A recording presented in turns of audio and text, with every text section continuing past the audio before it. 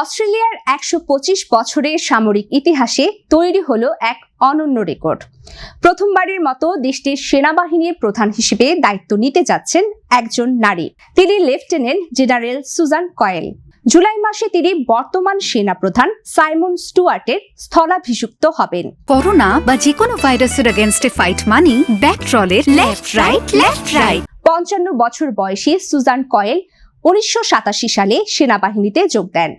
দীর্ঘ ৩৫ বছরেরও বেশি সময়ের ক্যারিয়ারে তিনি বেশ কয়েকটি গুরুত্বপূর্ণ কমান্ডের নেতৃত্ব দিয়েছেন। বর্তমানে তিনি চিফ অফ জয়েন্ট ক্যাপাবিলিটিস হিসেবে কর্মরত। প্রতিরক্ষা মন্ত্রী রিচার্ড মার্লেস্ট এই নিয়োগকে একটি ঐতিহাসিক মুহূর্ত বলে অভিহিত করেছেন, যা ভবিষ্যতে সামরিক বাহিনীতে যোগ দিতে ইচ্ছুক নারীদের জন্য বড় অনুপ্রেরণা হবে।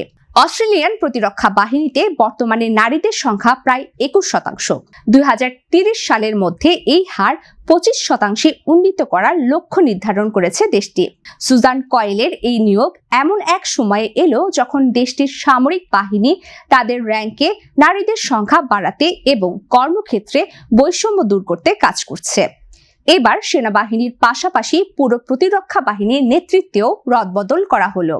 বর্তমান নৌপ্রধান ভাইস অ্যাডমিরাল মার্ক হ্যামন্ডকে পুরো প্রতিরক্ষা বাহিনীর প্রধান করা হয়েছে, আর নৌবাহিনীর প্রধান হিসেবে নতুন দায়িত্ব পেয়েছেন রিয়ার অ্যাডমিরাল ম্যাথিউ বাটলি।